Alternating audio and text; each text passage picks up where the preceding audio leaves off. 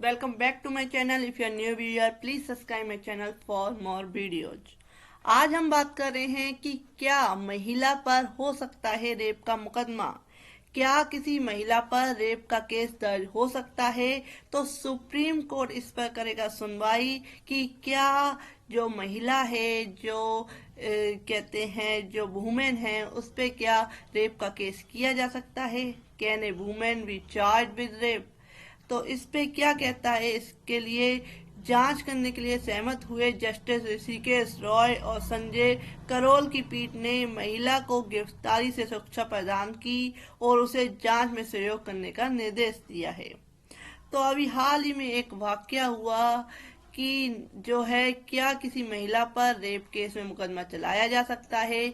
आमतौर पर तो जो रेप केस में आरोपी पुरुष ही होता है, यानी कि जो पुरुष होते हैं उन पर ही क्या है जो रेप है उसका मुकदमा चलाया जाता है। लेकिन सुप्रीम कोर्ट ने अब एक गंभीर सवाल उठ खड़ा हुआ है।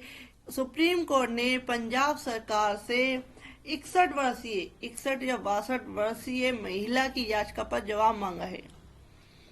पीड़ित महिला ने दावा किया कि उसे फंसाया गया है, साथ ही उसके बेटे के खिलाफ झूठा केस दर्ज किया गया है। इसमें जो चार्ज लगाया है वो 62 वर्षीय महिला के ऊपर लगाया है। 61 या 62 वर्ष की एक जो महिला है, स्त्री है, उस पे क्या है ये चार्ज लगाया गया है रेप का, कि उसने क्या है रेप का उस पे चार्ज लगा है। तो इस पे चर्चा हो रही है, सवाल उठ रहा है कि क्या रेप केस एक महिला पर भी हो सकता है। इस मुद्दे की जांच करने के लिए सहमत हुए जस्टिस ऋषिकेश रॉय और संजय करोल की पीठ ने महिला को गिरफ्तारी से सुरक्षा प्रदान की और उसे जांच में सहयोग करने का निर्देश दिया। महिला की ओर से पेश हुए वकील ऋषि मल्होत्रा ने तर्क दिया कि आईपीसी की धारा 376(2) एन बार बार बलात्कार के आरोप को छोड़कर एफआईआर में अन्य सभी दंडात्मक धाराएं जमानती है। इस धारा के तहत दोषियों पर कम से कम 10 साल की कैद का प्रावधान है और इसे आजीवन कारावास तक बढ़ाया जा सकता है। सुप्रीम कोर्ट ने एक फैसले का हवाला देते हुए मल्होत्रा ने कहा कि किसी महिला पर बलात्कार का आरोप नहीं लगाया जा सकता है।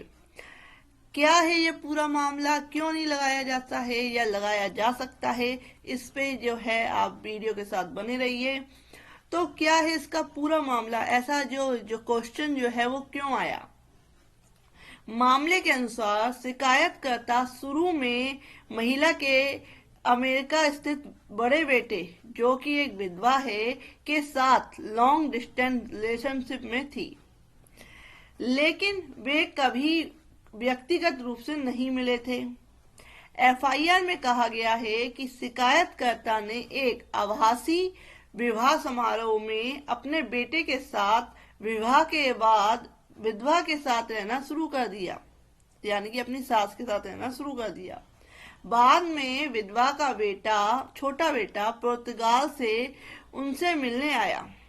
जो विधवा है उसने दावा किया कि उसके छोटे बेटे के आने के बाद जो सास है उसकी बहू की, तो उसके छोटे बेटे के आने के बाद शिकायतकर्ता और उसके परिवार ने उस पर अपने बड़े बेटे के साथ अनौपचारिक विवाह को खत्म करने का दबाव डाला। जब छोटा बेटा पुर्तगाल जाने वाला था तो शिकायतकर्ता ने जोर देकर कहा कि वह उसे अपने साथ ले जाए, लेकिन वह अकेला ही चला गया। जब दोनों परिवारों के बीच तनाव बढ़ गया तो एक समझौता हुआ और जो विधवा ने शिकायतकर्ता को अपने बड़े बेटे के साथ शादी खत्म करने के लिए 11 लाख रुपए दिए।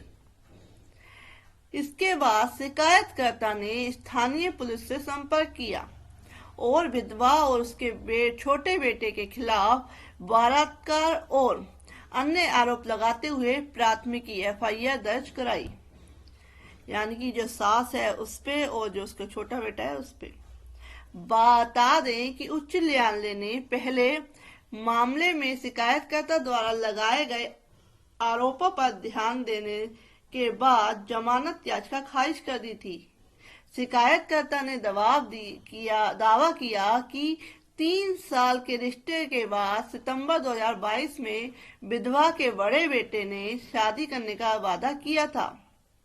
शिकायतकर्ता ने आरोप लगाया कि यह वादा तब किया गया था जब बड़े बेटे ने धमकी दी थी कि अगर वह किसी और से शादी करेगी तो वह आत्महत्या कर लेगा।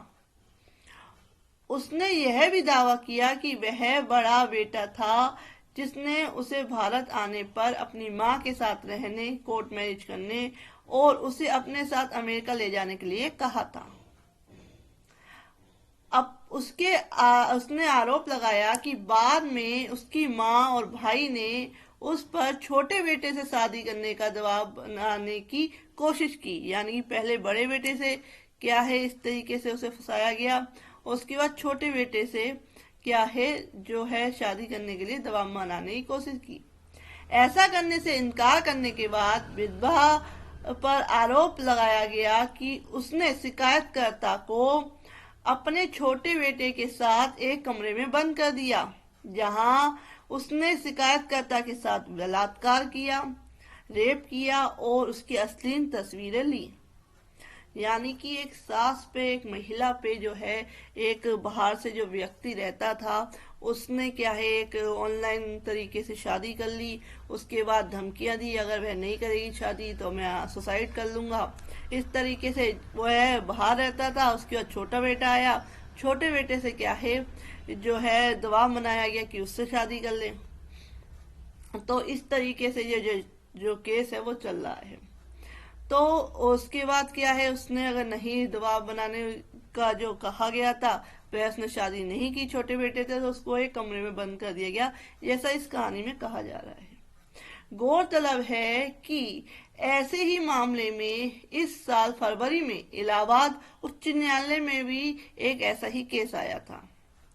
तो जो आरोप लग रहा है वो एक सास पे या एक जो विधवा है जो कि 62 इयर्स की जो महिला है उस पर लग रहा है। उस पे जो रेप केस है वो चलाने के लिए एक जो लड़की थी जो जिससे शादी पर दबाव बनाया गया, जिससे कि उसके बड़े बेटे ने शादी की, तो उसने अपनी सास पे जो है केस किया है कि जो है महिला पे क्या है रेप का मुकदमा चलाया जा सकता है। इस पे सुप्रीम कोर्ट इस पे चर्चा कर रहा है, जवाब मांग रहा है।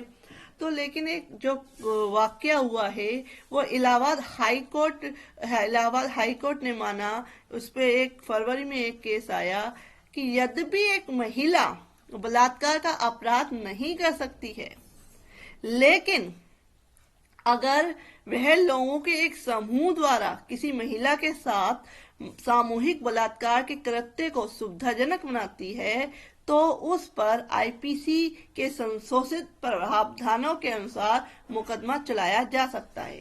तो इलाहाबाद उच्च न्यायालय ने क्या कहा, उस पर जो केस आया कि यद्यपि जो है एक महिला पे केस जो रेप का केस है वो नहीं चलाया जा सकता, आमतौर पर यह पुरुषों पे चलाया जाता है। लेकिन अगर वह किसी समूह क्या 10 बंदे हैं उनमें से एक महिला है और कोई किसी तरह का रेप, कोई तरह का जो है बलात्कार हो रहा है, उसमें वो सहयोग कर रही है, तो उस महिला पे भी जो इलाहाबाद हाई कोर्ट ने कहा कि उस महिला पे भी रेप का चार्ज लगाया जा सकता है। तो इस तरीके से ये भी एक चर्चा का विषय है और इस पे देखते हैं आगे क्या डिसीजन आता है, क्या इस पे फैसला होता है। तो ये बहुत ही एक इंटरेस्टिंग भी है कि क्या एक महिला पर जो रेप का केस है, रेप का चार्ज है वो लगाया जा सकता है, नहीं लगाया जा सकता है। तो फ्रेंड्स, ऐसे ही अपडेट्स के लिए please subscribe my channel. Thank you for watching this video.